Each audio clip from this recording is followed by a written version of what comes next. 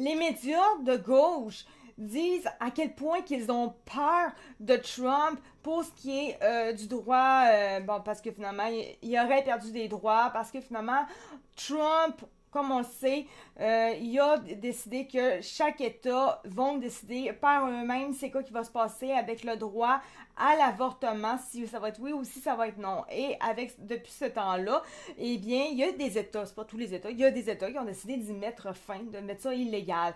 Or, c'est pas tous les États du tout. Mais c'est de là vient la question. En fait, depuis son élection, les droits des femmes ont reculé depuis que Trump était à la Maison-Blanche. Est-ce que oui ou est-ce que non? Il dit qu'il veut des faits, des noms, des dates. Pour l'instant, la manif contre l'Afghanistan, c'est à quelle heure? OK, on s'en fout un petit peu. Et là est venu Richard Boucher. Et ça, j'ai vraiment trouvé ça ultra intéressant, sincèrement. Le Canada a souligné la journée de la femme par une pub où c'est la femme voilée qui représente les femmes au Canada. Et de là que je me suis dit, ça m'a popé dans ma tête, littéralement. Et c'est à ça que j'ai pensé. Femmes et égalité des genres Canada. La Journée internationale des femmes arrive à grands pas. Alors que nous nous apprêtons à célébrer la force, la résilience et les réalisations des femmes, passons aussi à l'action. Amplifions les voix des femmes, partageons leurs histoires, créons des possibilités. Ensemble, nous pouvons favoriser l'innovation, renforcer notre économie et bâtir un avenir plus inclusif. Procurez-vous les outils nécessaires pour soutenir l'égalité des genres dans votre milieu de travail et ailleurs. Et c'est là que je trouve que c'est un paradoxe au niveau de la gauche en tant que telle. Parce que j'ai pour mon dire, la gauche sont les premiers à dire qu'ils ont vraiment peur de ce qui pourrait arriver à cause des États-Unis. Si là, je parle pour la gauche ici au Canada et au Québec. Qu'est-ce qui pourrait arriver? Et quand ils parlent de ça, ils disent ce qui se passe en ce moment aux États-Unis, ça a tellement reculé le droit des femmes. Ben factuellement, réellement, c'est quoi vraiment qui a reculé? Et je trouve ça drôle parce que, alors qu'ils disent qu'ils ont peur pour le droit des femmes, quand ils voient ce genre de choses-là, Femmes et égalité des genres Canada, une femme voilée, on sait tout ce que peut dire le voile, c'est on cache la femme, littéralement. Là, ils sont pas là pour en parler. Et en général, dans les médias, c'est souvent les femmes qui vont parler, ils vont dire « j'ai peur » et tout. Mais alors qu'ils disent qu'elles ont peur, c'est pour ça qu'elles voudraient pas de polièvre, c'est des conservateurs, etc., parce qu'elles ont trop peur pour le droit des femmes, le recul, etc., mais quand les libéraux arrivent, net ça, là, il n'y a plus rien. On les entend plus. J'ai pas mon dire, une femme voilée pour représenter le droit des femmes, c'est un peu paradoxal. Et sincèrement, je trouve que c'est beaucoup plus un recul de voir ce genre de post-là que ce qui s'est passé avec Trump depuis son élection. Parce que réellement, on va se le dire, depuis son élection, il n'y a pas eu grand-chose vraiment factuel qui s'est passé. Et donc, là, on va un peu dans les commentaires de cette affaire-là. Quand vient le temps de parler de Trump au niveau des droits, etc., ça revient toujours. Et ça, je vous le dis tout de suite, c'est un sophisme. As-tu vraiment oublié que c'est un agresseur sexuel condamné? Ou tu veux juste choisir encore de pas le voir? Condamné. On va commencer par ça, puis Google va te donner la date, le jury, puis tout. OK. Comme moi, j'ai écrit. Trouve un autre argument. Ceci est un sophisme ultra populaire. Prendre un exemple hors contexte dans le but de discréditer une personne. Et si, exemple, on dit que c'est vrai, que finalement Trump, là, imaginons, regarde, c'est vrai, Trump a fait une agression sur une femme, oui ou non, on s'en fout, là, on va mettre ça un oui. En quoi l'agression a fait reculer le droit des femmes au USA? Réellement, en quoi? Peut-être que pour la femme qui l'a vécu, oui, elle a eu des droits qui ont été usurpés, on s'entend, peut-être. Mais le droit des femmes aux États-Unis, il n'y en a pas une qui l'a senti, là. Il n'y a rien eu. Et là, de là, j'ai dit, ton truc n'a aucun rapport avec la question de base et c'est un fait. Et là, c'est là que je me suis mis à me poser la question. L'avortement. Je trouve ça quand même spécial parce que on dit le droit des femmes, c'est un recul pour les femmes, pour leurs droits, etc. Comme si les droits des femmes, ce n'était en fait que en lien avec le droit à l'avortement. Premièrement, les droits des femmes. Les droits des femmes, ce n'est pas qu'un seul élément, un seul type de droit. Ce n'est pas seulement l'avortement. Les femmes, ce sont des humaines qui ont plus d'un droit. Le droit de travail, le droit de voter, le droit de porter ce qu'elles veulent, le droit de voyager seul ou accompagné, le droit de parole, le droit... tous les droits que les hommes ont, en tout cas, du moins, il me semble, les femmes ont pas mal les mêmes genres de droits, à part peut-être le fait de ne pas pouvoir se promener torse nu.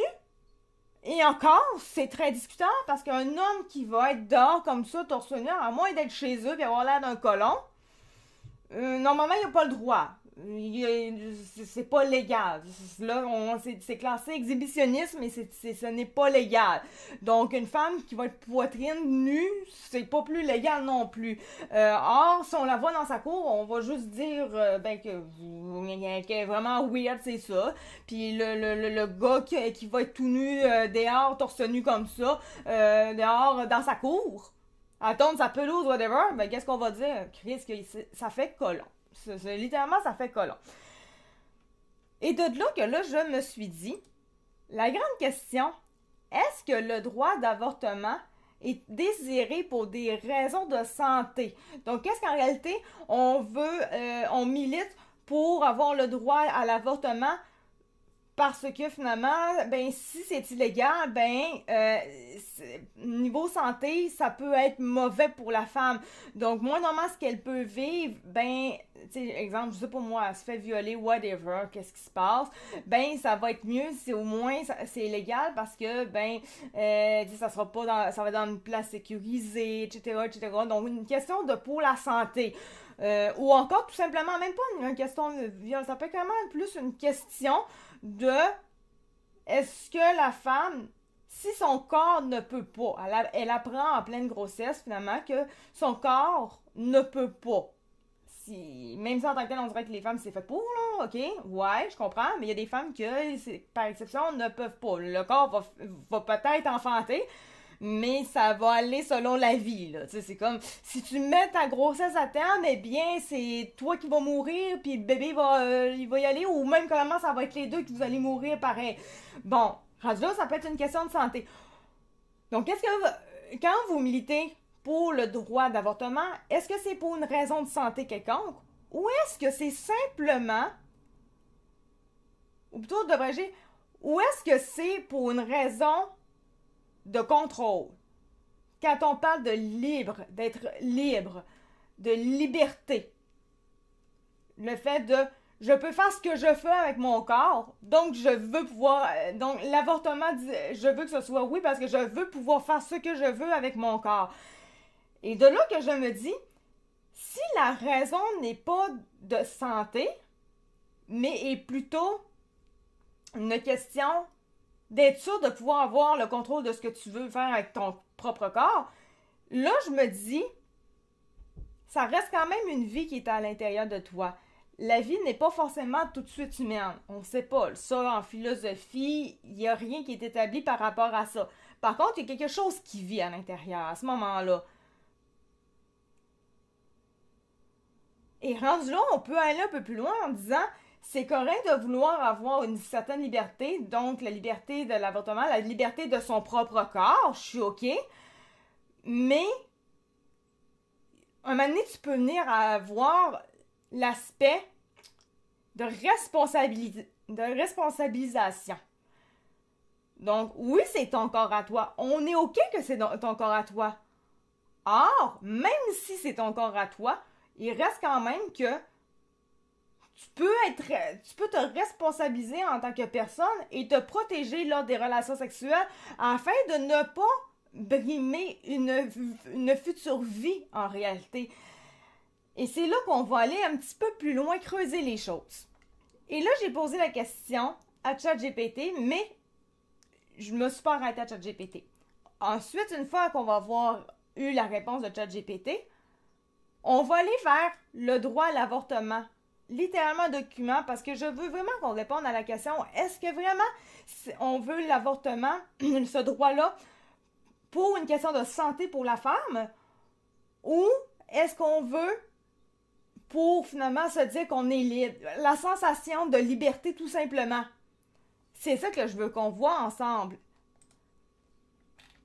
Donc, j'ai demandé à ChatGPT par année combien de femmes ont été enregistrées à l'avortement. Ont enregistré à l'avortement. En tout cas, il a compris ce que je voulais dire. Parce que clairement, une chance que c'est une intelligence artificielle parce que vraiment, c'était pas. J'ai vraiment fait une erreur dans le show. En tout cas, donne le chiffre en pourcentage et quelles sont les raisons les plus récurrentes. Selon lui, selon les données 2022, là, il y a quand même 3 sources, OK? Donc, le Canada a enregistré 97 000...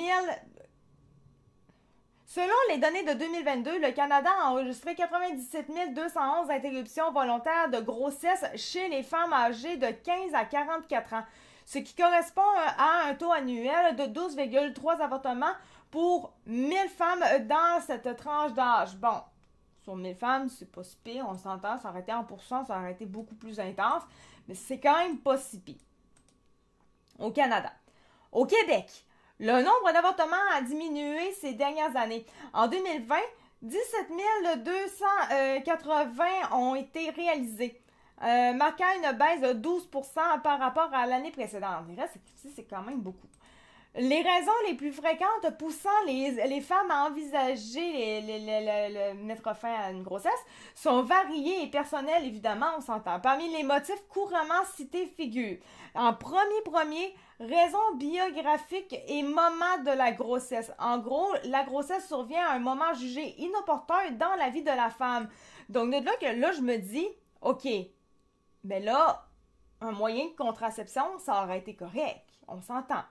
Problème de couple ou statut de la relation. Bon, des difficultés au sein du couple ou une relation instable peuvent influencer la décision.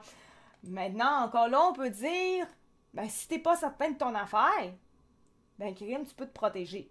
Donc, le fait d'aller chercher l'avortement parce que t'es tombé enceinte dans un mauvais moment, au final, alors que déjà ta relation va pas bien et tout, il me semble que ça aurait pu ne pas se faire, l'avortement, là. On s'entend. Si tu t'étais protégé, tu sais, on parle des femmes, si tu t'étais protégé. Oui, les femmes ont un devoir, les hommes aussi. Mais là, on parle des femmes. Donc, les femmes peuvent se protéger. Puis, les femmes peuvent demander à l'homme aussi, hein, de faire en sorte qu'il soit bien protégé. Puis, si tu veux être sûr de ton affaire, puis que le gars se crappe pas parce qu'il est pas à faire confiance, bon, premièrement, s'il est pas à faire confiance, c'est que tu fais là à avoir un rapport sexuel avec la personne. Mais si vraiment il y a quelque chose, pour mon dire, ben, tu peux prendre la pilule, là, sincèrement. Surmenage, le sentiment d'être débordé ou incapable de gérer une grossesse supplémentaire. Donc, sincèrement, encore à ce niveau-là, ben, on parle encore d'une grossesse évitable. On s'entend. Donc, pourquoi aller à l'avortement? Pourquoi? Tu fais en sorte que ça n'arrive pas. Et là, la dernière raison, c'est la médicale. Des préoccupations liées à la santé de la mère ou du fœtus. Et c'est là que je trouve quand même, j'ai voulu aller chercher un petit peu plus loin. C'est pour ça que j'ai été vers le document. Mais c'est là quand même que là, je me dis, c'est quand même spécial. Ça, on va, exemple, sur n'importe quoi, là. Tu sais, bon, on prend du jus, on prend du n'importe quoi, là. Une étiquette, où est-ce qu'on va avoir les ingrédients? Qu'est-ce qui va arriver quand on regarde la liste? Plus que c'est en haut, vers le premier, plus que c'est ce qu'il y a de plus. Et plus ça va vers la fin, moins qu'il y en a. Ben là, je trouve ça quand même spécial avec ChatGPT. J'imagine que c'est un peu le même genre d'affaires.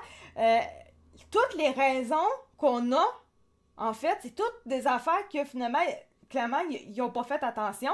Et la dernière, c'est une question médicale de santé. Et c'est pour ça que là, ensuite, je suis allée vers le droit à l'avortement pour savoir c'est quand est-ce exactement que le pourquoi qu'on a commencé à faire des avortements, c'était quoi le but, le principe réel de tout ça en arrière, pour ne pas trop juger, à dire les femmes veulent se faire avorter sans trop penser à grand-chose réellement. Et, elles ont des rapports sexuels, ne pensent pas à grand-chose. Puis finalement, ben, comme on pourrait dire, l'avortement, ça devient finalement un moyen de contraception. Et c'est là que je veux voir exactement. si ce que je crois, peut-être, c'est la bonne chose aussi, finalement, on juge vraiment les femmes pour les juger. Bon, la lutte pour le droit à l'avortement, là, c'est vraiment le gouvernement du Québec, le droit à l'avortement, 25 ans de reconnaissance officielle, conseil de statut de la femme, ok? Fait que c'est vraiment un document officiel, là. On n'est pas dans de la merde. Je vais juste le... La lutte pour le droit à l'avortement a été et est toujours l'une des grandes batailles, du mouvement des femmes au Québec, bien qu'il se trouve des gens pour dire que ce droit est maintenant chose acquise. Dans les faits, les femmes qui décident de recourir à des services d'avortement doivent encore franchir plusieurs barrières, préjugés, manque d'informations, données erronées, problèmes d'accessibilité, etc. Et si on revoyait les moments forts et les grands enjeux de cette lutte, le début d'un temps nouveau. C'est le début d'un temps nouveau. Si on associe volontiers le début du 20e siècle au combat des femmes pour le droit de vote, on peut incontestablement relier la fin du 20e siècle à la lutte pour le droit à l'avortement. Maintenant, ponctué d'avancées, de recul, d'obstacles et de revendications, la véritable histoire de l'avortement au Québec commence dans les années 60, donc 1960, à l'époque de grands bouleversements. On parle de laïcisation de la société, l'accès au marché du travail pour les femmes, c'est quand même important de le savoir, ça, ok?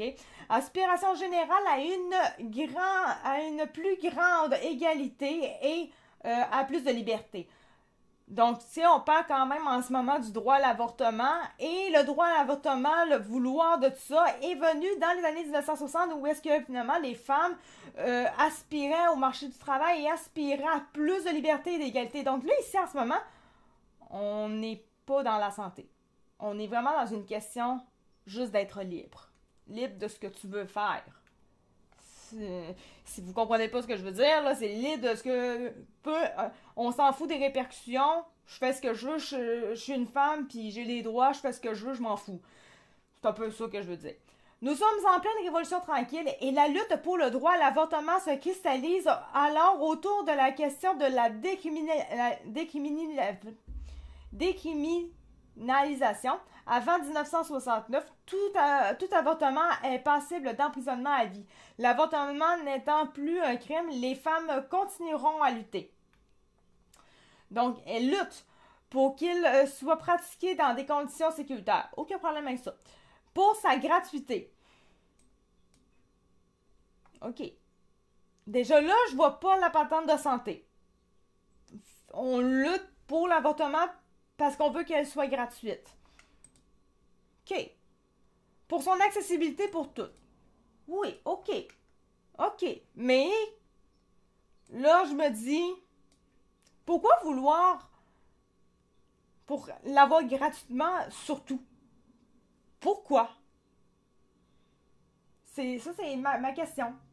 Pourquoi? Je ne comprends pas. Je comprends que ça coûte cher et tout, mais si nécessairement tu fais en sorte de ne pas tomber enceinte, ben, ça n'a pas besoin d'être gratuit, en fait. Même si ça coûte cher, tu t'en fous parce que tu fais en sorte que ça n'arrive pas. Nous, Québécoises, voulons le contrôle de nos vies. Fini les avortements de boucherie. Slogan du Front commun pour l'abrogation des lois sur l'avortement 1971. Nous voulons le contrôle de nos vies. Donc là, on ne parle pas de santé. Tantôt, on l'avait, par exemple. Pour qu'il soit pratiqué dans les conditions sécuritaires. Au moins, là, on l'avait, mais c'est une question sécuritaire dans le sens, d'après moi, c'est, comme ils disent, c'est pas que ça soit pas fait dans une boucherie, là, que ça soit correct. Mais c'est pas pour une question de santé. C'est vraiment une question vraiment de... On se passe bien de ce qui va se passer, peu importe si je tombe enceinte, c'est pas grave, je vais pouvoir aller avorter. J'ai pas besoin de faire attention. C'est vraiment une question de... On s'en fout. Plutôt que... Ben, en fait, si je mets à terme cet enfant, cette grossesse, je peux mourir. C'est un petit peu différent. Les grandes dates, là, on n'ira pas dans tout à 100% quand même, là, mais vous allez voir, mais de toute façon, le chose... Il n'est pas si énorme que ça pour de vrai, là. J'ai à peu près une vingtaine de pages, c'est pas si pire que ça. Donc, les grandes dates de l'histoire de l'avortement au Québec et au Canada. Le 19e siècle, un acte criminel. 1869, une loi criminalisant l'avortement est adoptée par le Parlement canadien. Procurer un avortement à une femme ou se faire avorter est passible d'emprisonnement à vie. En 1892, on va plus loin en criminalisant l'annonce ou la vente de produits contraceptifs ainsi que toute diffusion d'informations sur l'avortement. On s'entend, là, c'est loin. Les années 1960, là, on a un changement.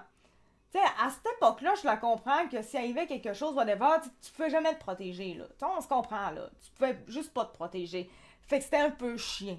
Mais à ces époques-là, dans les années 1800, la femme, c'est un objet, là. Faut pas penser non plus grand-chose, là. On était des riens, là.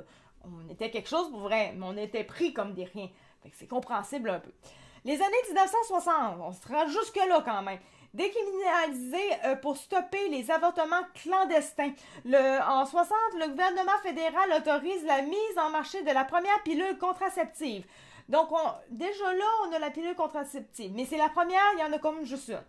En 62, bien que l'avortement soit illégal, le Bureau fédéral de la statistique indique que 57 617 admissions à l'hôpital sont dues aux complications liées à des auto-avortements ou à des avortements clandestins. De longues, deux choses qu'on peut se dire. Premièrement, on peut se dire comment c'est normal, est-ce possible que nécessairement c'est aussi haut que ça l'avortement. Comment ça se fait? Ils ont la pilule contraceptive. Donc, techniquement, ils ont juste à se protéger, puis c'est correct. D'un autre côté, il y a juste une seule pilule contraceptive. On ne sait pas combien ce qu'elle coûte. Bon, c'est le gouvernement fédéral qui l'autorise. Je ne sais pas si à cette époque-là, nécessairement, la pilule contraceptive, ça coûtait bien cher. J'imagine, vu que c'est le gouvernement, il devait sûrement payer une certaine affaire. Donc, j'imagine que finalement, c'est... Je sais pas. Là, c'est une question à se poser. Par contre, une chose est sûre, c'est que ça soit cher, que ça soit pas cher, peu importe, remboursé, pas remboursé par le fédéral, il reste quand même que c'est juste une seule pilule. C'est pas toutes les femmes qui sont capables de tolérer une pilule contraceptive. Ce type-là non plus, parce que dans la vie aujourd'hui, maintenant en 2025, il y a combien de pilules contraceptives? Il y en a un méchant paquet. À l'époque, c'était celle-là. Il y en a la première pilule contraceptive. C'est pas dit qu'il y avait ben des pilules. OK, on peut se dire que peut-être que finalement, c'est une question que ça leur faisait peut-être pas, puis c'est pour ça, c'est ça. Puis, mais à l'époque, il y avait certainement des condoms. En tout cas, on s'abstient du jugement. En 66, les complications qu'entraîne un auto-avortement ou avortement clandestin deviennent la principale cause d'hospitalisation des Canadiennes avec plus de 45 000 admissions. En 67, le Québec est la première province au pays à financer une clinique, un centre et une association de planification des naissances, cela malgré les restrictions législatives. En 69, le projet de loi C-150 est adopté à Ottawa. L'annonce ou la vente de produits contraceptifs deviennent légales. L'avortement est aussi permis, mais seulement si un comité composé de 3 médecins juge que la vie ou la santé de la femme est en danger. Là, rendu là, je suis d'accord avec cette affaire-là. Ça dépend. Tu vas pouvoir l'avoir si c'est vraiment une question de santé. Là, on n'est pas dans l'affaire de c'est oui parce que c'est ton corps et tu fais bien ce que tu fais avec ton corps. Là, c'est vraiment une question de c'est compréhensif parce que finalement, ben, ça te met dans la merde. Je la comprends. Puis en général, pour mon dire, une personne qui tombe enceinte puis qu'elle sait pas que normalement quand tu tombes enceinte puis que ça peut mettre ta vie en danger, tu ne sais pas que ça va te mettre ta vie en danger. Donc ça se peut que tu voulais carrément avoir un enfant puis ça met des fois ça peut arriver que ça soit à l'inverse en fait que c'était pas voulu mais tu décides que tu veux quand même le mettre à terme mais ça donne que finalement ton corps peut pas pareil fait que t'as pas le choix. Là-dessus je la comprends. Je suis OK avec ça, qu'il y ait des juges là, pour que ça minimise un peu l'affaire de qu'il y en ait beaucoup trop, plus dans le clandestin. Je suis capable de comprendre.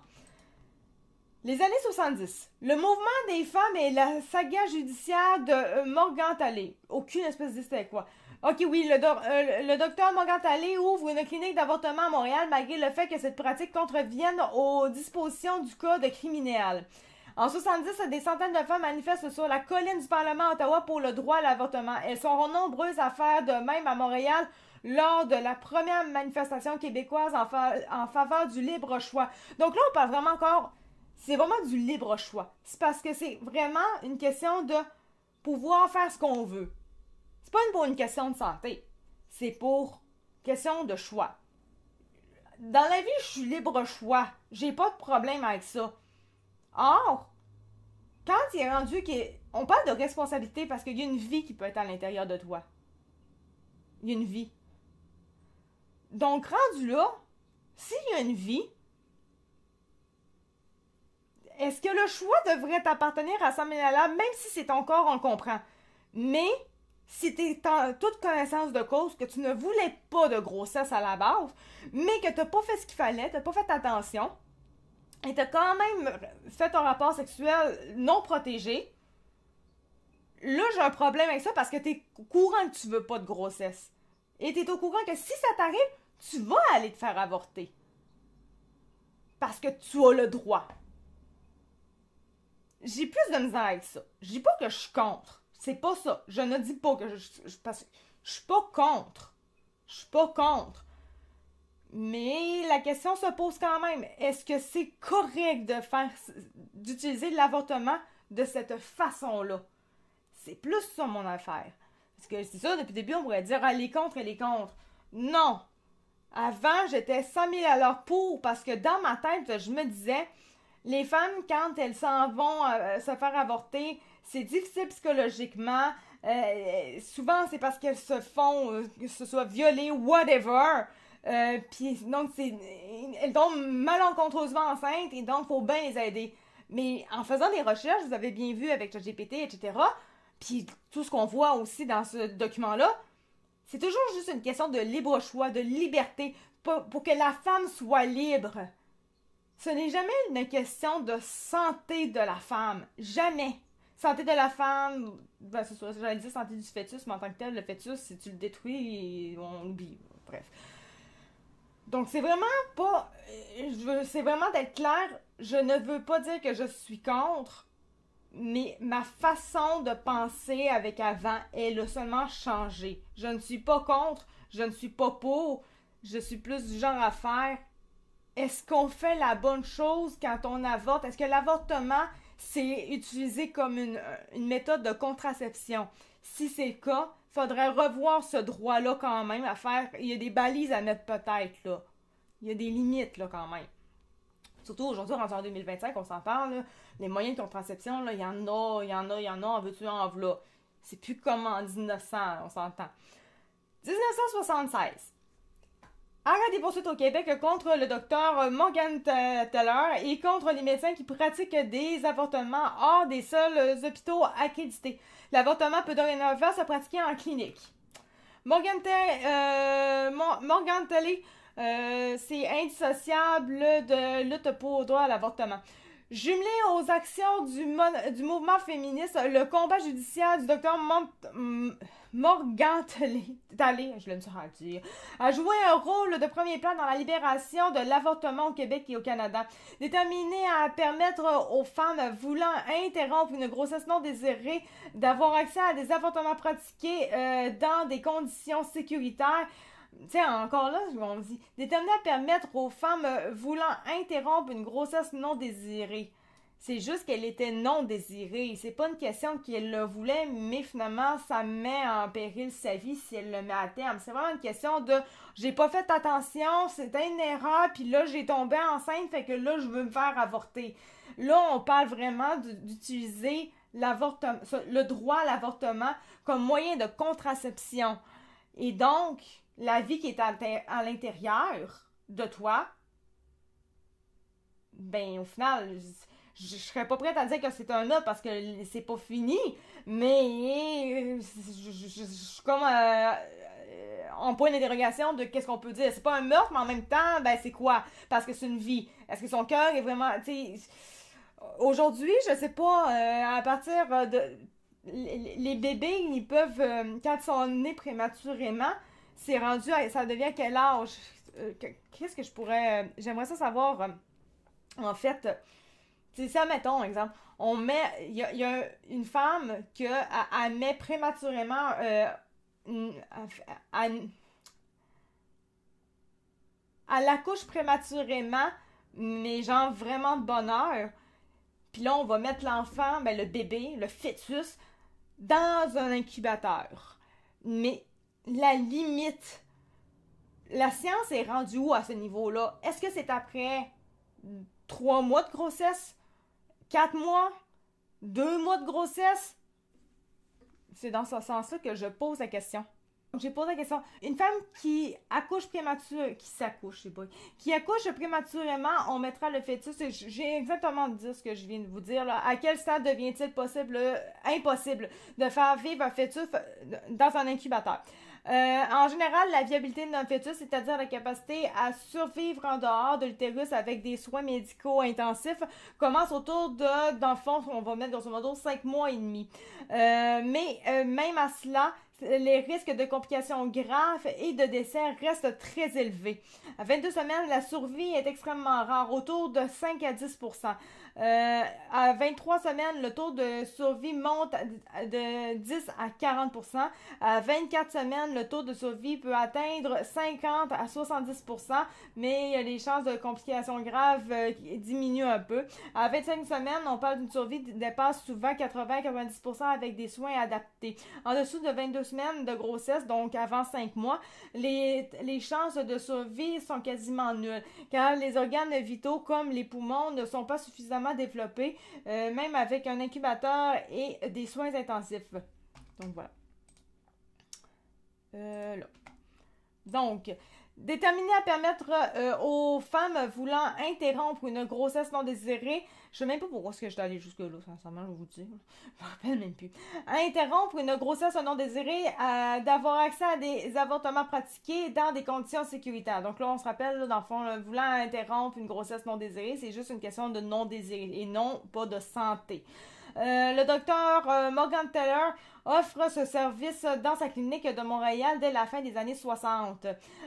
Contrevenant ainsi à la loi, il fait face à une première poursuite du ministère de la Justice en 73. Ce n'est qu'au terme de 3 procès et autant d'acquittements par jury que le gouvernement du Québec met fin à toute procédure judiciaire contre lui.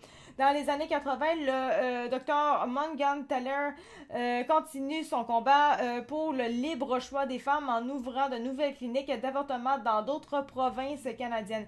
Il y sera poursuivi en justice et en appelant et en appellera devant la Cour suprême du Canada pour finalement obtenir gain de cause. Ses convictions et sa détermination auront contribué à libéraliser la pratique de l'avortement au pays. En 80, Ottawa emboîte le pas à Québec et Chantal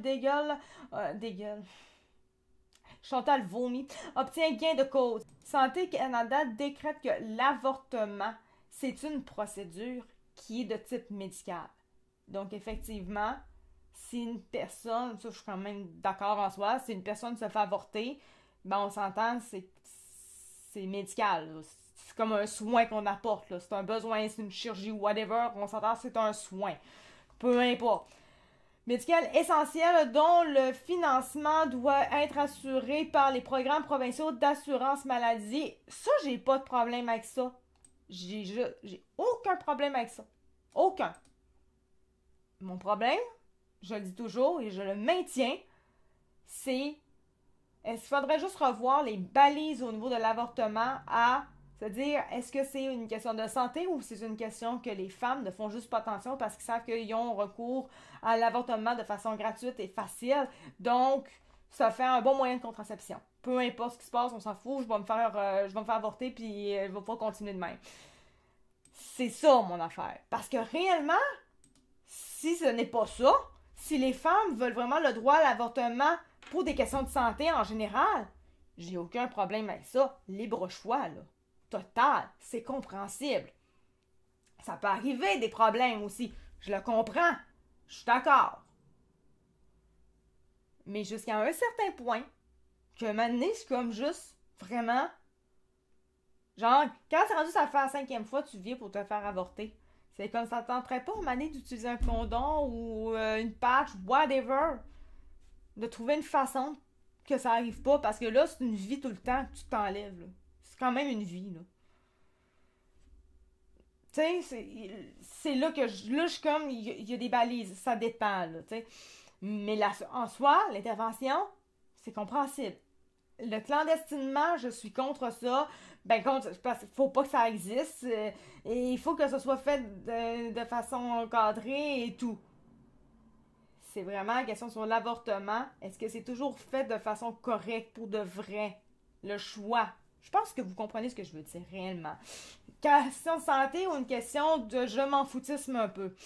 En 1988, la Cour suprême décriminalise l'avortement en invoquant la Charte canadienne des droits et libertés de la personne. Forcer une femme sous la menace de sanctions criminelles à mener à terme le fœtus à terme. On n'a pas le droit d'obliger une femme de donner naissance. Sinon, genre, elle s'en va en prison ou whatever, pour le reste de sa vie ou etc. On n'a pas le droit de faire ça. Ça, je suis d'accord, ok. Ça pas, de toute façon, je suis d'accord que ça n'a pas de bon sens à m'amener non plus, là. C'est vraiment pas évident. Donc, forcer une femme sous la menace de sanctions criminelles à mener le fœtus à terme est une ingérence profonde à l'égard de son corps et donc une atteinte à la sécurité de sa personne. Mais à l'inverse, on pourrait dire, par exemple, que à force de toujours se faire avorter parce qu'elle a le droit, ben au final, ça peut apporter des conséquences quand même. J'ai pas mon dire ça. J'ai posé un peu la question tantôt, là. Est-ce que ça devient mauvais pour le corps à un moment donné? Il n'y a pas vraiment de nombre précis d'avortements après lequel la procédure devient dangereuse pour le corps, mais plusieurs facteurs entrent en jeu. Le type d'avortement, la santé générale de la femme, des soins post-avortement, les éventuelles complications passées. En bref, bon, il y a les avortements médicamenteux, là, on s'entend 9 à 10 semaines, peu de risques à long terme si bien fait, mais des avortements médicamenteux répétés peuvent entraîner des perturbations abondantes ou des déséquilibres hormonaux. Mais là, c'est vraiment des médicaments. On parle pas de ça nécessairement ici. Avortement chirurgical, aspiration ou dilatation curettage. Lorsqu'il est fait dans des conditions médicales sûres, il est généralement sans danger. Toutefois, des avortements répétés peuvent augmenter légèrement le risque de blessure au col de l'utérus et le syndrome d'Asherman qui est assez rare en général. Donc, c'est des adhérences ou des cicatrices dans l'utérus. OK.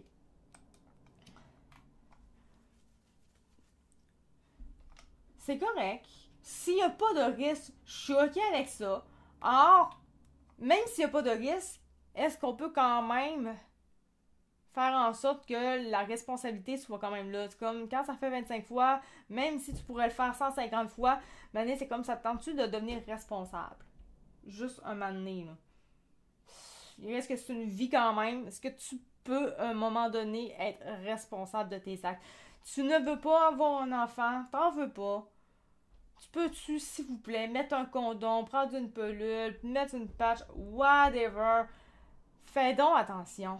Néanmoins, la Cour laisse la possibilité aux législateurs de restreindre ce droit en vue de protéger le fœtus. Tente par les voies de tribunaux d'interdire à son ex-copine, le fœtus n'est pas compris dans les termes être humain.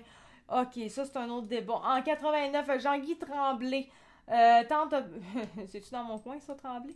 Tente par la voie des tribunaux d'interdire à son ex-copine, Chantal Deguel, de se faire avorter. La Cour donnera raison à Chantal Deguel. Le fœtus n'est pas compris dans les termes être humain employés dans la Charte québécoise. Ça pourrait être... voyons donc, c'est un humain et tout, mais c'est vrai que, philosophiquement parlant, c'est très vrai. Le fœtus, quand il est à 5 semaines de grossesse, c'est pas encore considéré comme un être humain. C'est une vie, mais ce n'est pas un être humain. Tout simplement parce qu'on a encore de la misère à déterminer qu'est-ce qu'un être humain, réellement. Qu'est-ce qui fait de nous qu'on est des humains? Dernière nouvelle, on dit qu'on est des humains, mais à la base, on est des genres de singes. On est des singes qui ont changé totalement. C'est littéralement ça. Donc, voilà. C'est là pour ça que j'ai de la misère à dire nécessairement. Est-ce que finalement que c'est un crime? Tu sais, avorter, c'est un crime. Non. Pour moi, on peut pas non plus dire nécessairement. Oui, je comprends, c'est une vie en moins. OK. Mais étant donné qu'on ne peut pas dire que c'est un être humain rendu à un certain stade encore, on peut pas dire que c'est un crime, l'avortement. Pas tuer une personne. C'est pas encore un être humain. Réellement, il n'est pas compris comme étant un être humain. Donc, tant et aussi longtemps qu'il n'est pas pris comme un être humain, on peut pas parler de criminalisation, que c'est un crime, il a tué un assassinat. Non, il n'y a pas de ça en réalité. Mais, je comprends qu'on pourrait dire, ouais, mais c'est une vie que t'enlèves. L'été, on tue combien de mouches? On dit-tu qu'on a fait un assassinat? De dire, ouais, mais là, on parle d'un bébé, on parle. Ouais. Mais c'est pas encore considéré comme un être humain, le bébé. Donc, on parle de quoi exactement? Tu sais? On peut pas dire que c'est un crime, un assassinat, qui devrait être illégal, parce que c'est pas encore considéré comme un être humain. C'est une vie, certes, mais quel type de vie? Sur la planète Terre, là, si on enlève les humains, là, il y a de la vie comme ça se peut pas encore. Donc, c'est de là que je veux dire, ce n'est pas un être humain, donc on ne peut pas dire que c'est un assassinat de... Mais c'est une vie de quoi? Une vie de fœtus. Fœtus, un chat, ça a un fœtus quand ça tombe enceinte. Bon, regarde, c'est ça. Les années 2000, un droit remis en cause. C'est sûr qu'on pourrait dire, par contre, ben, c'est ça, c'est un être humain qui a qui engendre un être humain. Donc, forcément, ça va être un être humain. Oui, mais à ce stade-là, c'est le même genre de stade que n'importe quel bébé. Un bébé oiseau, ben, je sais pas si un bébé oiseau, c'est la même affaire, je pense pas quand même.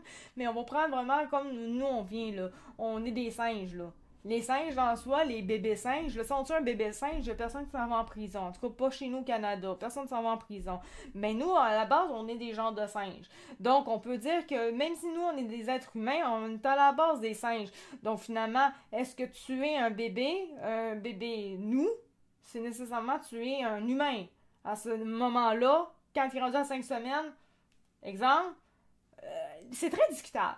Pour dire, on fera pas ça ce soir, mais c'est très discutable. Les années 2000, un droit remis en cause. Le projet de loi fédéral C-484, un projet de loi privé intitulé « Loi sur les enfants non encore nés victimes d'actes criminels » est adopté en chambre seconde lecture. En seconde lecture. Il sera finalement rejeté, mais suivi par plusieurs autres projets de loi privés et motions, dont la motion Woodworth en 2012, visant l'étude par un comité parlement des droits du fœtus. Bien que 8 membres du cabinet conservateur aient voté en sa faveur, celle-ci sera également rejetée par le Parlement. Tous les pays européens ont choisi de baliser la pratique de l'avortement après un certain nombre de semaines. C'est le cas des Pays-Bas, où le délai prescrit est de 24 semaines. Selon les pays, au-delà de 10 à 24 semaines de grossesse, ce sont des médecins qui décident si une femme peut se faire avorter ou non en fonction de critères sociaux et médicaux. OK. Ce sont des médecins qui décident si une femme peut se faire avorter ou non en fonction de critères sociaux et médicaux, dont une malformation du fœtus. Donc là, ici, ce n'est pas une question ici de liberté. Genre, je suis une femme, c'est mon corps, je fais ce que je veux. Non. C'est une question de santé, médicale, de malformation de fœtus, donc de santé. Là, je suis open. Le Canada est le seul pays occidental où il n'y a pas de loi qui limite ou encadre des avortements tardifs. Exactement ce que je dis là. Là, c'est des tardifs, mais quand je parle de mettre des balises, c'est probablement de ça. Là. Il faut toutefois savoir que ces avortements sont très rares chez nous. Ok, il faut toutefois savoir que ces avortements sont très rares chez nous. Selon des études menées en 2010, les avortements après 20 semaines de grossesse représentent moins de 1% des avortements au Québec, soit environ une centaine de cas. Ok, c'est quand même vraiment, vraiment très, très peu.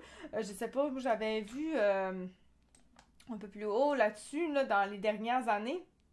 Il y avait eu quand même moins. Au Québec, le nombre d'avortements a diminué ces dernières années. En 2020, là, on n'a pas de 2025, par exemple. On parlait de 17 000 cas d'avortement. Donc, c'est une baisse de 12%. Ben, c'est quand même 17 000. Moi, je trouve que c'est quand même beaucoup. 17 000, là, ils parlent de rares, là, mais c'est quand même beaucoup. OK, puis ça, c'était quand même en 2010. Ça, c'est en 2010. Là, on a en 2020. 2020, il y en a quand même 17 000. Fait que c'est quand même beaucoup. Des mythes qui ont la vie dure. Il se dit beaucoup de choses sur l'avortement qui ne sont pas toutes vraies. Mythe. La détresse psychologique guette toute femme qui se fait avorter. C'est ce que je croyais. C'est un mythe. Réalité. Une majorité de femmes vit très bien avec ce choix réfléchi. Par ailleurs, mener une grossesse non désirée à terme, que ce soit en plaçant l'enfant en adoption ou en l'élevant dans des conditions difficiles, peut aussi entraîner une détresse psychologique chez la mère comme chez l'enfant. Hein? Une majorité de femmes vit très bien avec... Je lisais, là, mais je faisais rien lire, là, j'étais pas plus là. Une majorité de femmes vit très bien avec ce choix réfléchi. Par ailleurs, mener une grossesse non désirée à terme, donc si OK, elle n'est pas désirée, OK. Que ce soit en plaçant l'enfant en adoption ou en l'élevant dans des conditions difficiles, peut aussi entraîner une détresse psychologique chez la mère comme chez l'enfant. Donc ça, moi, je pensais beaucoup à cette réalité-là. En effet, c'est pour ça qu'en tant que tel, j'étais vraiment très pro-choix. Là. Mythe. Celles qui tombent enceintes involontairement n'avaient qu'à utiliser des contraceptifs. Elles ont ce qu'elles méritent. Bon, non, je suis pas vraiment elles ont ce qu'elles méritent. Là. Je suis plus à me dire, ben là, ce serait peut-être le temps qu'elles prennent ses responsabilités. Réalité, il n'est pas rare que l'usage incorrect d'un contraceptif ou l'échec du contraceptif utilisé adéquatement mène à une grossesse non désirée. OK, c'est ça. Ça fait de plus, effectivement. Car aucun contraceptif n'est sûr à 100%. Aussi, ouais, mais c'est sûr que là, dans mes balises, j'ai pour mon dire, si la personne a vraiment tout fait ce qu'il fallait en tant que tel, mais il y a quand même eu une grossesse, puis là, elle veut se faire avorter, je suis capable de comprendre que, ben là, fille, je la comprends, là. Je la comprends, là. Comme, vas-y, fille, t'as fait avorter, là. T'as tout pris les mesures, mais câlisse, ça n'a pas marché pareil, là, si tu veux, écoute. C'est ça, là, si tu veux te faire avorter, vas-y, là, j'ai aucun jugement là-dessus, let's go, là. Car aucun contraceptif n'est sûr à 100%. Aussi, il est bon de se rappeler que le fait de voir la grossesse comme une punition perpétuelle. Moi, je bois tout le temps en live, putain. Aussi, il est bon de se rappeler que le fait de voir la grossesse comme une punition perpétue des mentalités rétrogrades qui rendent coupables les femmes en les faisant porter seules la responsabilité de la contraception. Bon, là, non, quand même, c'est sûr que là... la responsabilité, oui, elle est de la femme. Elle est aussi de l'homme, mais elle est aussi de la femme. Et si la femme vient à être enceinte, parce qu'elle n'a pas pris ses précautions du tout, ben là, oui, elle a une part de responsabilité, puis ça serait le temps qu'elle fasse une adulte d'elle-même, puis elle les prenne. Autrement, là, moi, c'est sûr, je suis pas dedans non plus. Les mythes. L'avortement endommage de façon irrémédiable. De façon irrémédiable. Okay. Le col de l'utérus et la matrice utérine de la femme. La réalité, c'est que l'avortement de premier trimestre est aujourd'hui un acte médical simple et tout à fait sécuritaire. Dans les cas exceptionnels où il y a complications, celle-ci est essentiellement liée à une infection bénigne et facile à soigner. Par ailleurs, un avortement ne compromet en rien une future grossesse. On voyait que c'était peut-être plus rare, mais il y avait des affaires, mais c'était plus rare. Mythe. Plus l'accès à l'avortement est facile, mais tu sais, pour m'en dire là-dessus, j'ai pas de problème. Mais c'est juste que ça, le fait qu'il y ait pas de, je suis contente qu'il n'y ait pas de risque en soi, mais le fait qu'il n'y ait pas de risque du tout, ça fait que les femmes peuvent le faire comme elles le veulent en moyen de contraception. C'est là que j'ai comme problème de, ben ils s'en foutent en réalité. C'est pour ça qu'elles veulent juste avoir vraiment le droit, qu'elles militent pour le droit, pour finalement toujours pouvoir continuer de se faire avorter. Comme bon leur semble, sans faire jamais attention, alors qu'à un moment donné, il y a une limite à tout. Tu peux-tu juste te responsabiliser? On dirait que tout ça mène à un fait que elle s'en fout, elle veut juste un droit et c'est tout. Et après ça, si elles n'ont pas le droit, ben elles vont dire que c'est un gros recul pour la femme. Or, c'est trop mis sur les droits des femmes en général. Or, c'est juste une affaire d'avortement. Puis un avortement, à un moment donné, c'est quand même une procédure. C'est quand même pas rien. Veux pas, c'est une vie en moins. C'est... Je peux pas dire je suis pour, je peux pas dire je suis contre. Je suis juste pour dire de... Pouvez-vous vous responsabiliser? Calice. Mythe. Plus l'accès à l'avortement est facile, plus le nombre d'interruptions de grossesse est élevé. Ok. Moi, je suis du genre à penser que c'est ça. Plus l'accès à l'avortement est facile, plus le nombre d'interruptions de grossesse est élevé. Réalité. L'histoire, tout autant que la situation actuelle d'autres pays, nous indique que l'accès aux services d'avortement ne constitue en rien un incitatif pour les femmes à se faire avorter. À preuve, c'est dans les Pays-Bas où les services d'interruption de grossesse sont parmi les plus accessibles qu'on enregistre le plus faible taux d'avortement du monde. Ok, je suis d'accord, tant mieux. Mais, si on va avec ChatGPT, qui a quand même quelques sources, c'était...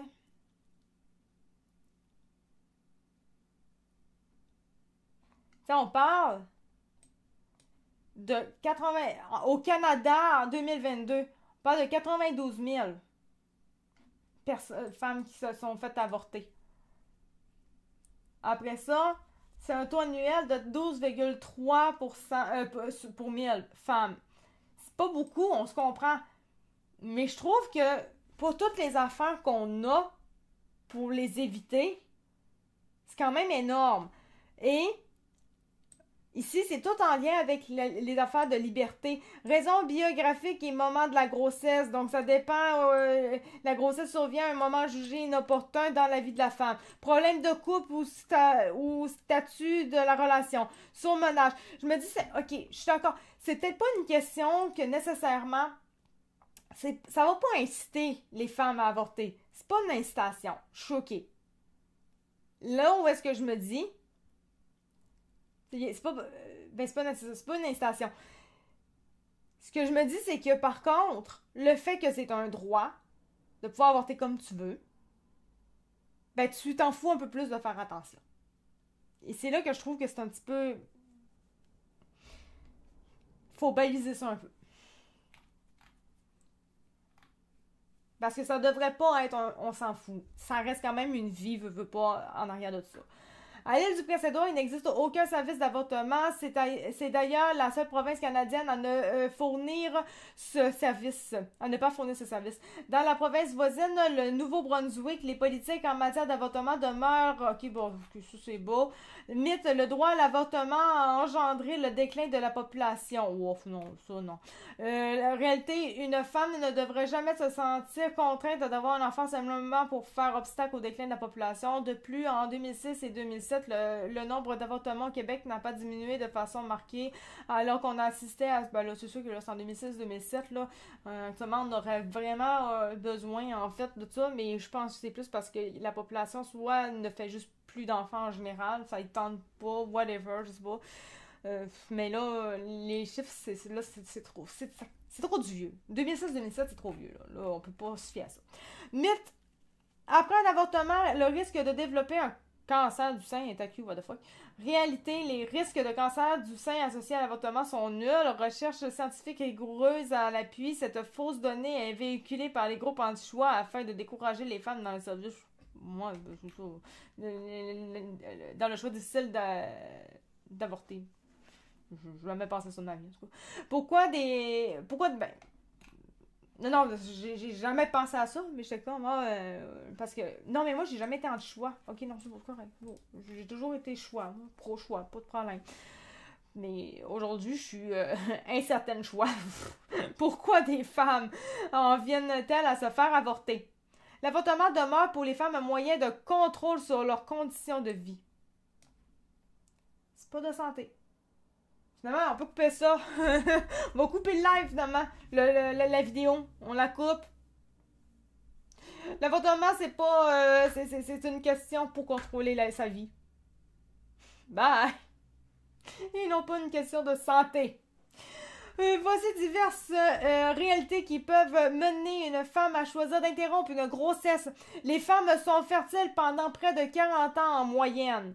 Les femmes peuvent tomber enceintes à partir de l'âge de 12 ans et jusqu'à 52 ans environ, ce qui fait plus de 400 ovulations dans la vie d'une seule femme. Le risque de vivre une grossesse non désirée est donc très grand, sauf si tu... Fais attention. J'ai...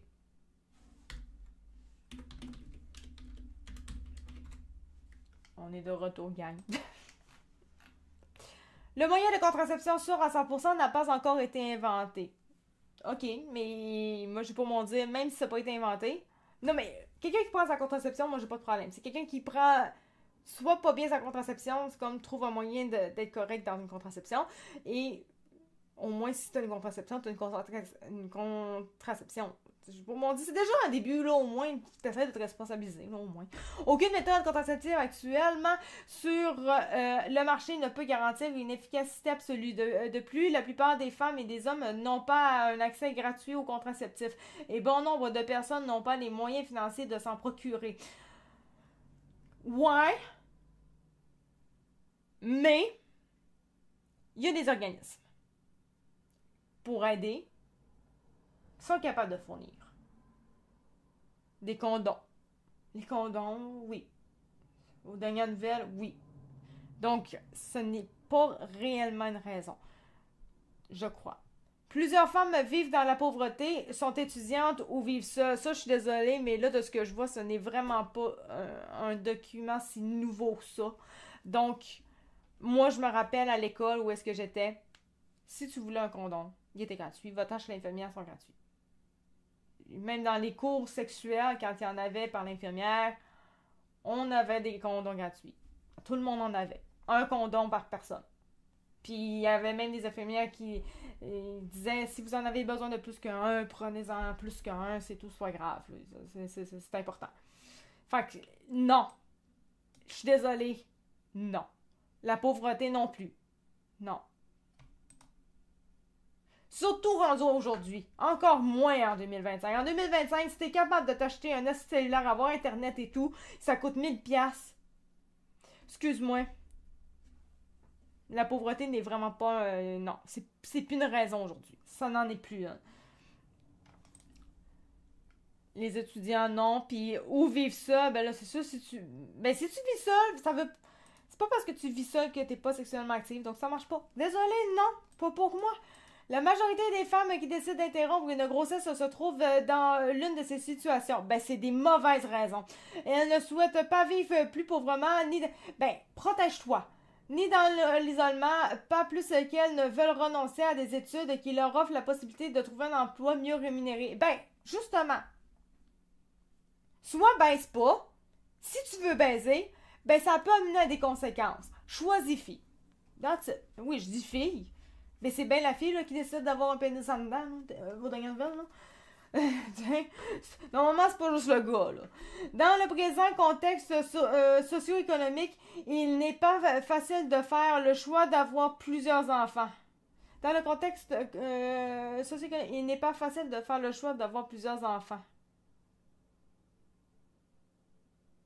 Ok, je comprends pas, là, ok. Nous avons au Québec en moyenne moins de 2 enfants par famille, composant entre autres avec des défis professionnels et des difficultés à concilier travail et famille. Plusieurs mères décident d'espacer ou de réduire le nombre de leurs grossesses. Quand l'avortement est illégal, femmes en danger. Depuis toujours, les femmes de toute culture se font avorter ou pratiquent l'auto-avortement. Elles prennent cette décision difficile parce qu'elles ont évalué ne pas être en mesure de prendre soin d'un enfant à ce moment précis de leur vie. Elles interrompront donc leur grossesse, peu importe les lois en vigueur et leur moralité, peu importe même les risques. Ça, je suis ok avec ça. C'est pour ça que, à quelque part, moi, je suis pas une anti-avortement, whatever, parce que je sais que c'est important. Puis s'il y a... Genre, la personne, là, elle fait zéro attention, elle est vraiment pas correcte et tout. Fait que ça fait 35 fois qu'elle est enceinte et qu'elle veut se faire avorter. Je suis ok de l'avortement, je suis ok. C'est juste faudrait qu'on me fasse apprendre comment d'être responsable, moi. C'est vraiment juste ça. Parce que sinon, effectivement, se mettre en danger pour ça, parce que finalement, ça serait illégal, Non, c'est con aussi, ça. Rendre ça illégal, c'est pas mieux. Faut baliser le droit à l'avortement. Faut pas le rendre illégal, faut pas le rendre hyper légal. Oui, mais faut... Oui pour le légal, mais baliser. C'est pas pareil. Plus le droit à l'avortement est restreint, plus il est pratiqué dans la clandestine, ok, plus les femmes meurent des suites d'un avortement. Mais ça, on s'entend quand c'est une question de... Je me demande, les places où est-ce que l'avortement est complètement illégal, je me demande, il y a combien de femmes qui tombent enceintes? Puis qui se font avorter aussi. Je me le demande. Les deux genres, je me demande. Versus les places où est-ce qu'il n'y a pas de problème. Ça serait à voir. Là, on n'a pas les chiffres, mais ça serait à voir.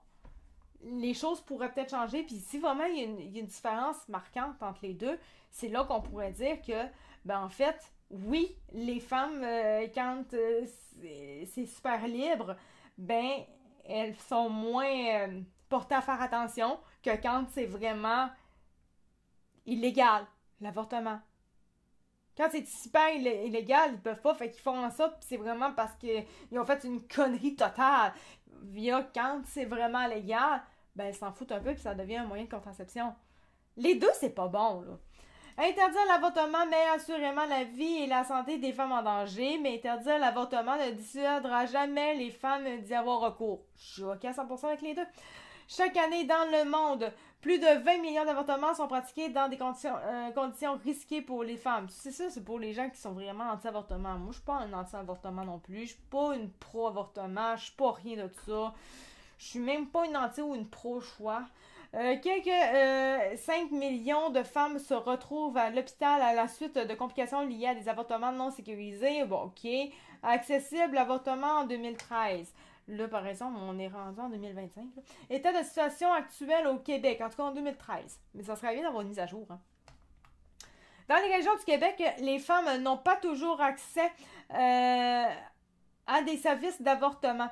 Ce n'est pas le seul problème. L'avortement doit être appuyé par des services complémentaires pour permettre aux femmes de faire des choix éclairés en matière de planification. OK.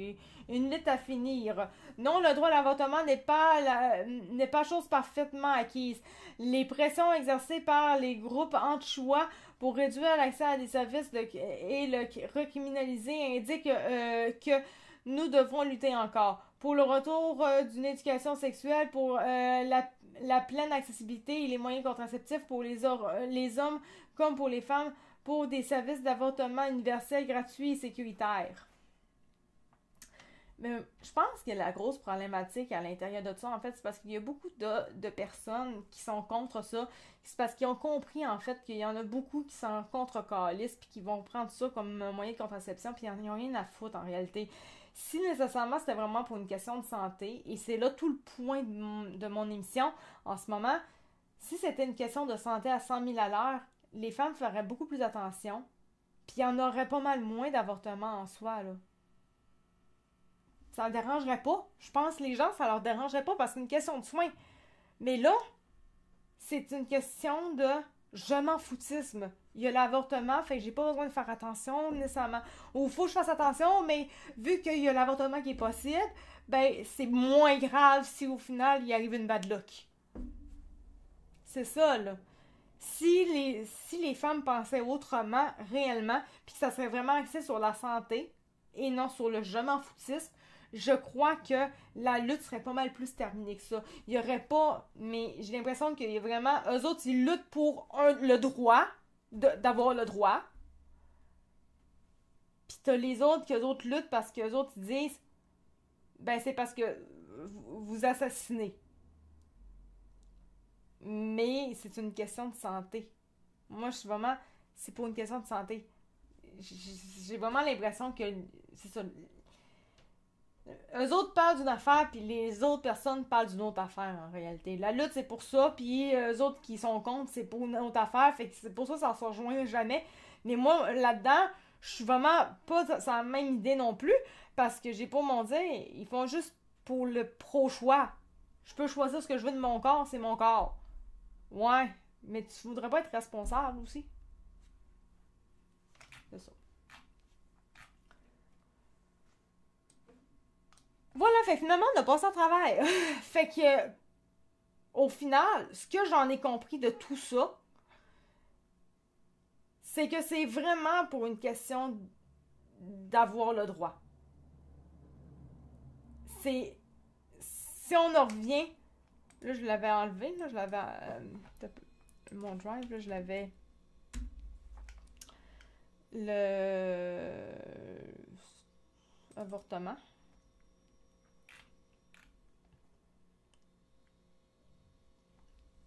La grande question.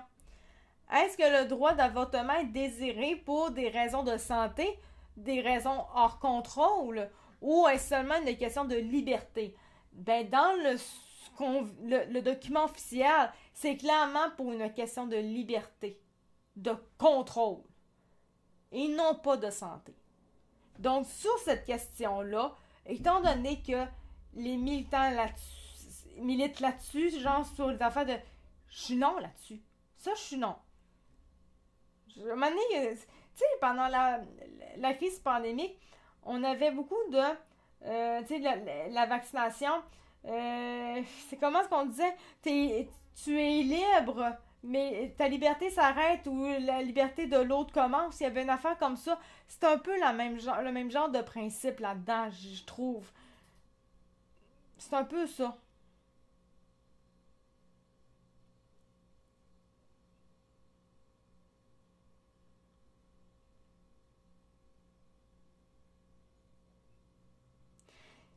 Si c'est rendu que ta liberté va contrevenir à une vie quelconque, puis que ça n'arrête pas parce que tu t'en contrefous, parce que finalement tu veux juste avoir une liberté parce que t'es une femme, puis donc au nom d'une femme, ben il faut que t'aies tous les droits, tous les pouvoirs, etc. Donc je m'en fous, je fais ce que je veux, puis je me conscience pas pendant tout, je me responsabilise pas. Non. Là, c'est non pour moi. Vraiment, c'est non. La loi, si elle est faite juste là-dessus et non pas mise sur les raisons de santé, ce qu'on a pu voir, elle n'est pas mise sur les raisons de santé, elle est vraiment, majoritairement, elle est mise sur les raisons de liberté, de choisir ce que tu veux parce que c'est ton corps et c'est tout. C'est comme une question sur l'égoïsme en réalité. Et je suis non là-dessus. Je pense que le droit à l'avortement est à revoir. Vraiment. Pas pour l'enlever. Elle est juste à revoir. Parce que c'est trop vague. Ça laisse trop de portes. Non, ça. Non. C'est juste non.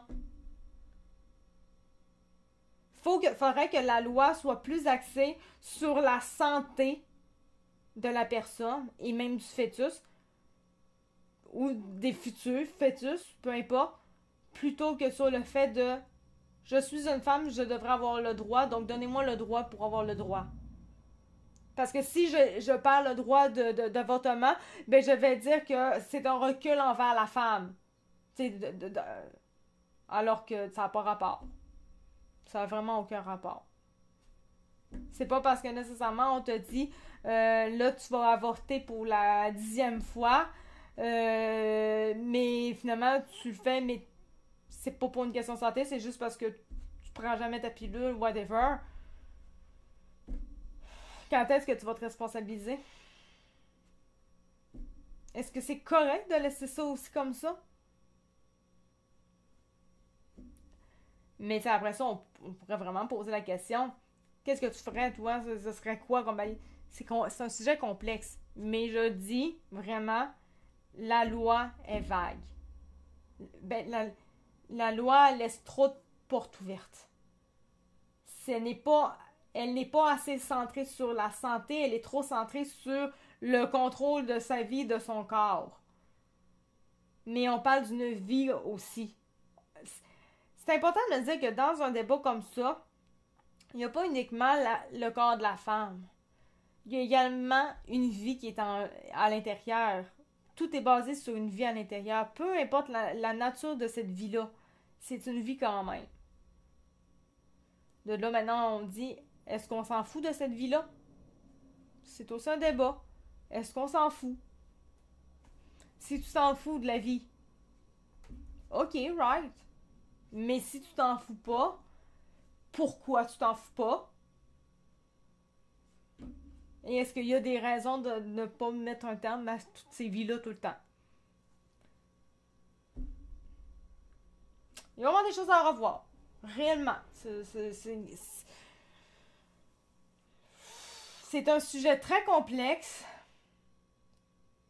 qui n'a pas été basé sur les bonnes raisons.